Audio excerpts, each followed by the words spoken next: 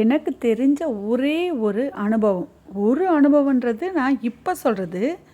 நிறைய அனுபவம் இருக்குது. ஆனால் ஒரு சின்ன விஷயம் என்னென்னா, யாரை நம்பியுமே பணம் கொடுக்காதீங்க. யாருக்காகவும் கேட்டாலும் பணம் கொடுக்காதீங்க. நல்லா பழகுனவங்க இருப்பாங்க.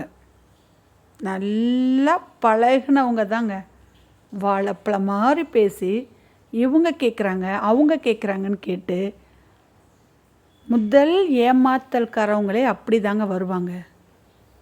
இவங்க கேட்குறாங்க அவங்களுக்கு நம்ம பணம் கொடுக்கலாம் அப்படின்னு நம்மளை ஆசை வார்த்தை காட்டுவாங்க. சரி, நம்மளும் இவங்க தான் கேட்கலையே, மற்றவங்க தானே கேட்குறாங்க, பழகுனவங்க எங்கே கேட்குறாங்க அப்படின்னு நம்ம கொடுப்போம். அந்த பழகுனவங்களுக்கு நம்ம பணம் தரல, இன்னொருத்தருக்கு பணம் தரேன்னு கேட்குறாங்கல்ல, ஏன் அது அவங்களுக்கு வேணும்னு கேட்டால் என்ன? அப்போ பணம் கிடைக்கல, பணம் உங்களுக்கு கொடுக்கல, அடுத்தவங்க பேரை சொல்லி நீங்கள் கேட்குறீங்க, அவங்களுக்கு நீங்கள் வாங்கி தரீங்க. கொடுத்த பணத்தை திருப்பி வாங்கி தரணும், நம்மளாக எடுத்துக்கக்கூடாது. அதுக்கு பேர் என்ன தெரியுமா? எனக்கு தெரியல, பார்க்குற நீங்கள் அதுக்கு என்ன பேருன்னு மட்டும் சொல்லுங்கள்.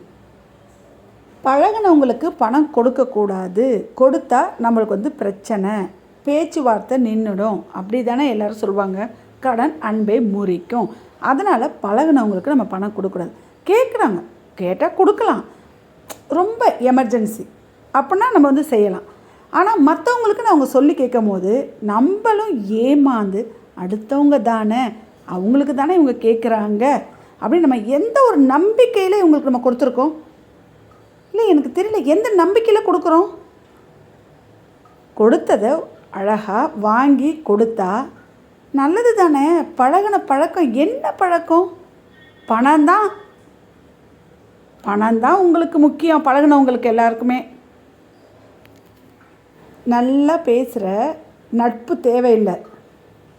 சின்ன பிரச்சனைனாலும் உதவுற நட்பு தேவையே இல்லை, அப்படி தானே?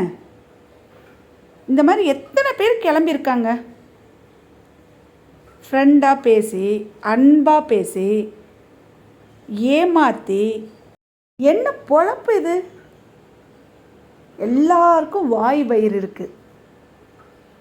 ஏமாற்றி வாங்கின உங்களுக்கு மட்டும் வாய் வயிறு இல்லை, கொடுத்தவங்களுக்கும் வாய் வயிறு எல்லாமே இருக்குது. சாப்பிடணும், பிள்ளைங்க இருக்காங்க.